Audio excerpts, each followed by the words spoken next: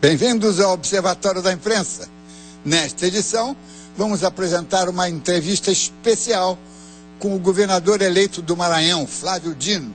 Ele ganhou a dificílima disputa com mais de 60% dos votos válidos no primeiro turno. Veja agora como a mídia foi destaque nesta semana.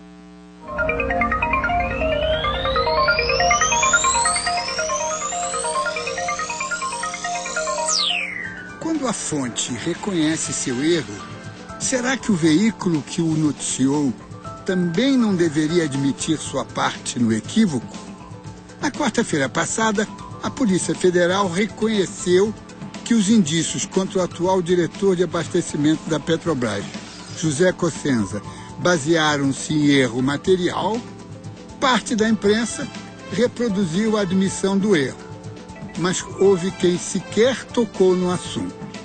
Ora, erro da fonte só se materializa com a ajuda da imprensa. Quando divulga o dado errado, a responsabilidade deveria ser compartilhada, sobretudo quando acrescenta à falha inicial seus próprios vacilos. A Folha fica nos devendo este erramos.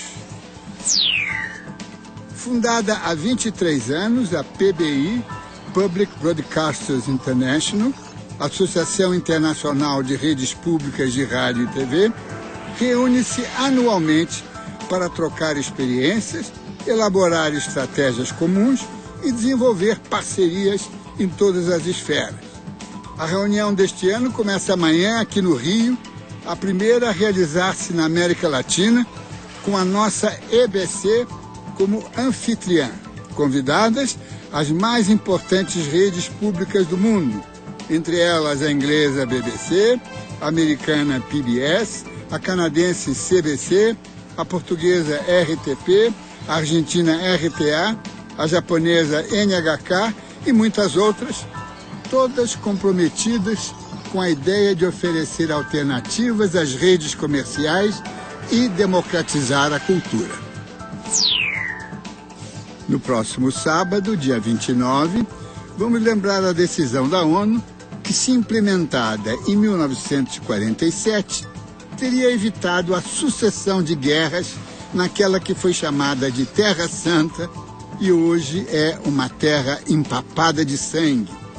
Sob a presidência do estadista brasileiro Oswaldo Aranha, a ONU decidiu partilhar a Palestina em dois estados, um árabe e outro judeu. Nos quase 50 anos seguintes, o Estado de Israel legitimou-se através da sua capacidade de defesa e da garantia dos seus direitos pela comunidade internacional. Hoje, quem não aceita o outro Estado é Israel, contrariando esta mesma comunidade internacional que permitiu a sua fundação. A solução dos dois Estados vizinhos e soberanos continua como a única capaz de desativar a dinâmica do confronto e criar um ambiente de negociações. Para lembrar a façanha da nossa diplomacia de 1947, nada melhor do que um novo e decisivo empurrão 67 anos depois. Enquanto aguardamos o relatório final da Comissão Nacional da Verdade e se discute o alcance da anistia, cabe à imprensa continuar a busca da verdade. No último domingo, o Globo demonstrou que o papel do jornal é não se omitir e, graças aos repórteres Chico Otávio e Rafael Capa, revelou um relatório encontrado no sítio do Coronel Mayans, um dos piores agentes da repressão, assassinado em abril passado. O relatório desvenda pela primeira vez e de forma cabal os detalhes do funcionamento da Operação Condor, que reuniu militares do Brasil, Argentina e Uruguai. A busca da verdade não tem prazo de vencimento e é permanente. Você já pode participar do debate ao vivo com a sua pergunta através das nossas redes sociais no site do Observatório da Imprensa. Além dos vitoriosos e dos vencidos, eleições costumam produzir estrelas, campeões e também apressar aposentadorias, tanto no âmbito parlamentar como executivo. E uma das surpresas do primeiro turno que mais chamaram a atenção foi a espetacular vitória de Flávio Dino de Castro e Costa, candidato do PCdoB ao governo do Maranhão. Com a garra dos seus 46 anos e a experiência de ex-juiz federal, ex-deputado e ex-presidente da Embratur, apoiado por um pequeno partido, o Partido Comunista do Brasil, e uma incrível coligação de ex-adversários no campo social-democrata, Flávio Dino desmantelou uma das oligarquias políticas e mediáticas mais longevas do Nordeste, o clã Sarney, no poder há meio século, e que atravessou incólume a ditadura, a distensão e a redemocratização. Para entrevistar o comunista que promete uma revolução democrática burguesa, num dos estados mais pobres do país, pedi a ajuda de outro nordestino arretado, fera do jornalismo político, Anselmo Góes, do Globo, e a quem dirijo a primeira pergunta. Anselmo, você acha que Flávio Dino vai conseguir cumprir parte do que prometeu? Ah, mas tem que conseguir, né, Dino? Não, eu acho que, primeiro, ele deve ter consciência de que a eleição foi no Maranhão, mas ela teve um acompanhamento, né, nacional, né? Eu acho que, tirando as eleições aqui do eixo Rio-São Paulo, essa eleição do Maranhão foi a mais, vamos dizer, acompanhada, assistida. E emblemática. Emblemática, né? Porque, na verdade, estava se tratando de uma oligarquia de pelo menos 50 anos, né?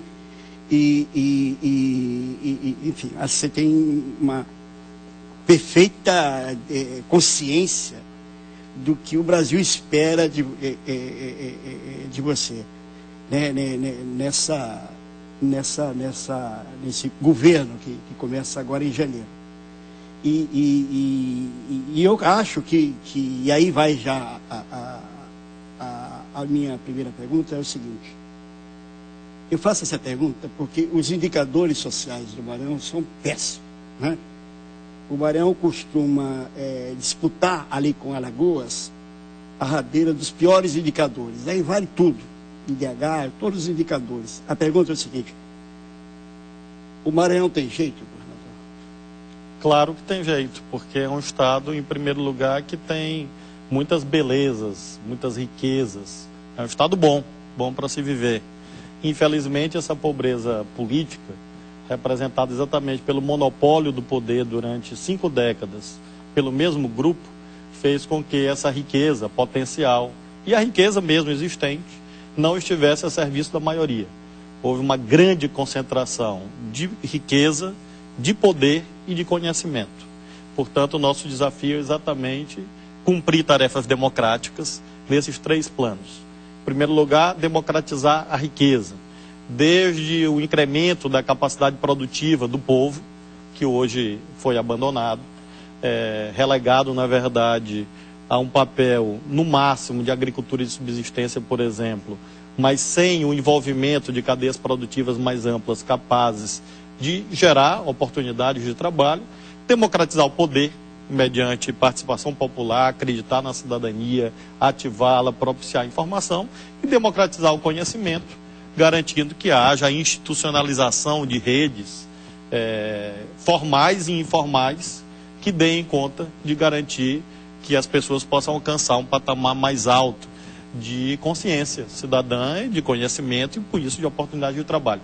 Então, nesse sentido é que eu falo sempre de tarefas democráticas e tarefas republicanas. Romper o patrimonialismo e garantir com isso que o Maranhão tenha jeito. Eu acredito muito no Maranhão, porque se eu não acreditasse, eu não teria me lançado com tanta determinação e feito compromissos tão intensos com a população, porque a nossa campanha foi muito intensa, muito emocionada, muito emotiva, uma campanha de muita relação direta com o povo, de brilho no olhar autenticamente, de celebração da festa da esperança, de quem olha a floresta da política, às vezes com desencanto, e por isso mesmo precisamos inocular valores positivos. Então, nós fizemos esse pacto muito firme com 7 milhões de pessoas. Então, se eu não acreditasse que esse pacto pudesse ser cumprido, eu seria, no mínimo, irresponsável. Então, eu acredito que sim, nós vamos avançar muito.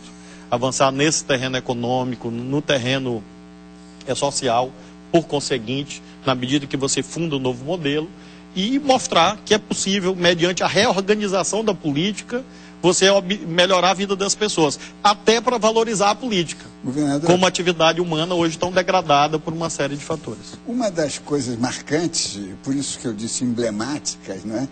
É que as forças que o elegeram é uma reunião insólita, maravilhosa. Eu como social-democrata histórico, vejo o PSB, o PSDB e o PDT juntos com o PCdoB, eu acho o melhor dos mundos.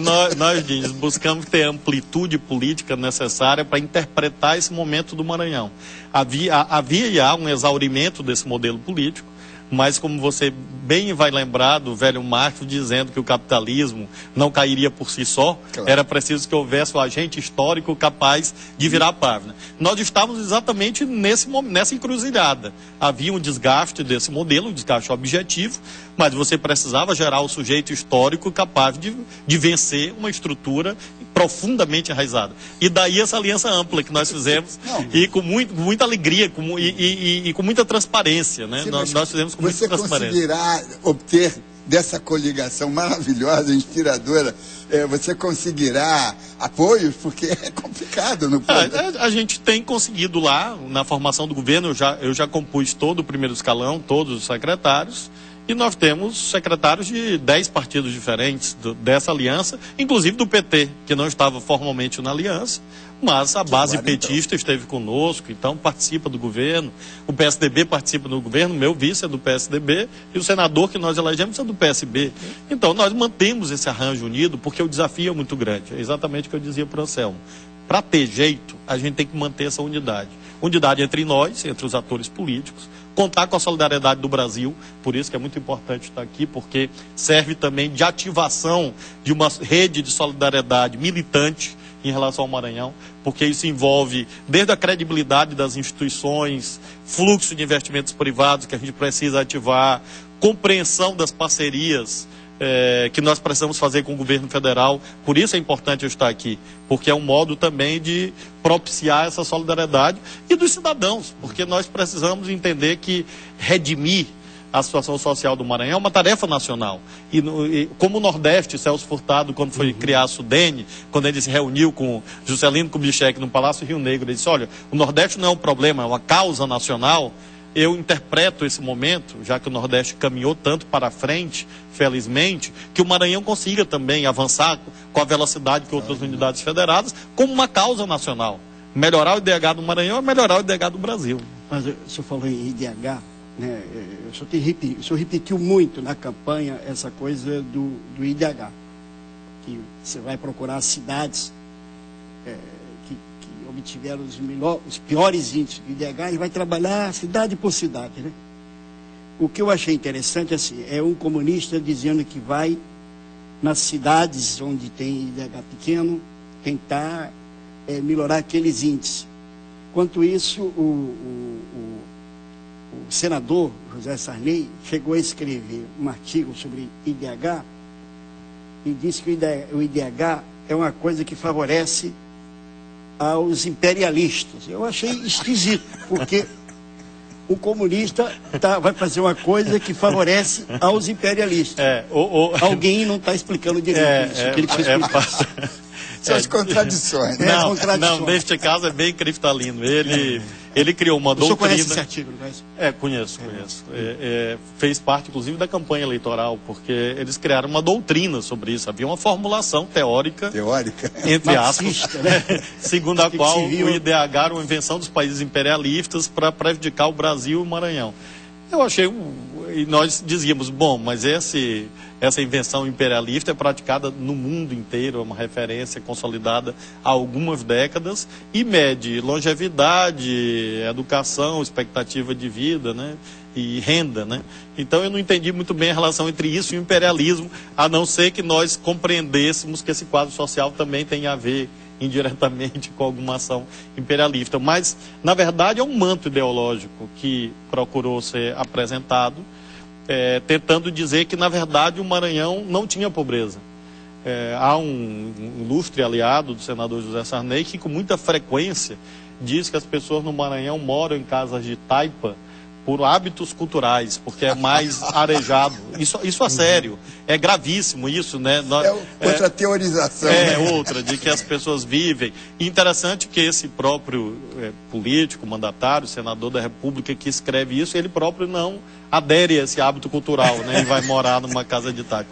E essa é uma das grandes tragédias no Maranhão. São 450 mil moradias que precisam ser construídas no nosso estado, precárias, com submoradia e quantificada, inclusive, pelo governo federal. Odine, você lembra esse negócio de que a felicidade da pessoa que mora numa casa dessa, lembra aquela música que mora no morro, vive já perto do céu, né? A vida fosse boa. Por aí. Né? Mas, governador, se a gente entrevistasse aqui o seu adversário, ele certamente falaria coisas, eu diria, parecidas. Falaria que iria investir em educação, em saúde, e por aí. Eu queria que o senhor explicasse para a gente, assim, no dia a dia, vamos dizer, segunda-feira, o senhor chega no governo, o que é que o senhor pode fazer, governando o Maranhão, diferente do que o seu antecessor fez? Que gesto, que portaria, que decreto o senhor pode tomar, com os recursos que o senhor dispõe, para indicar o sentido da sua administração para um lado diferente do dele? A primeira questão, Anselmo, é romper o patrimonialismo, a confusão do público com o privado, que fez com que essa riqueza existente, o orçamento público inclusive, estivesse a serviço de pequenos grupos familiares que concentraram não só o poder político quanto o poder econômico. Então a primeira grande mudança, mudança substantiva, é a proclamação da República.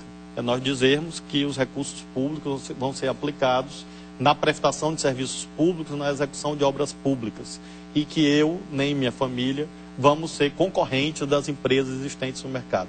Essa primeira atitude de demarcar muito claramente o terreno da probidade, da moralidade, é o primeiro passo. Porque aí nós vamos alavancar recursos públicos, obviamente, e nós vamos também despertar outros atores que hoje se sentem desanimados e desestimulados a investir no Maranhão, empresários maranhenses e de outros estados. E a segunda coisa é a atitude mesmo do governante de não fugir dos problemas, de não se esconder dos problemas e dialogar com a sociedade. Eu sou um filho direto da luta social. Eu me tornei cidadão, cidadão na margem esquerda do Rio, participando de movimento estudantil de juventude no fim da ditadura, comecinho da redemocratização. Começo dos anos 80, campanha das diretas, essa é a minha referência política. Portanto, se isso foi importante para a minha vida, na verdade foi decisivo, é natural que eu acredite que o bom governo é o governo que é feito sob permanente escrutínio público. Claro. Ou seja, a legitimação não pode ser apenas a das urnas. Então, essa atitude também de humildade cidadã do governante e não do estamento que domina, às vezes até com traços de feudalismo, né? A celebração da liturgia do poder. Mas dá um exemplo, assim, eu só tenho um dinheirinho ali, como é que esse dinheiro, vamos supor, vamos usar um valor assim, R$1 milhão, vamos dizer que o que é que eventualmente um adversário seu faria com esse dinheiro, o que é que o senhor fazia? Bom, a primeira diferença é que esse R$1 milhão vai ser aplicado em favor da população. Essa é água. Essa é a primeira diferença. A mais importante. Agora, quais são as prioridades que nós estabelecemos muito claramente? Nós temos um conjunto de problemas que nós mais ou menos hierarquizamos a partir da compreensão daquilo que a sociedade coloca. Emergência, no dia 1º de janeiro, já que você está perguntando, concretamente, segurança pública. Por quê? Porque, por conta de pedrinhas. E como isto, então se eu tivesse no dia 1º de janeiro somente R$1 milhão, eu gastaria em segurança pública. No dia 1º de janeiro, dia 2 é outro dia. Por que segurança pública? Por conta de pedrinhas que fez com que o Maranhão se tornasse, infelizmente, uma referência negativa no Brasil e fora, inclusive, e tentar desmontar, e nós vamos fazer isso, a rede que articula o tráfico de drogas e os homicídios, os crimes violentos que hoje crescem numa dimensão exponencial no Maranhão, com a situação da penitenciária. Então, no dia 1º de janeiro, 2 de janeiro, 3 de janeiro, nós vamos pegar esse hipotético 1 milhão, em vez de fazer uma festa com lagostas e caviar, nós vamos aplicar na segurança pública. No concreto, concretamente. Vou lhe pedir um favor, Anselmo, caro colega da Tavênia, vamos fazer uma brevíssima pausa e o Observatório volta dentro de instantes.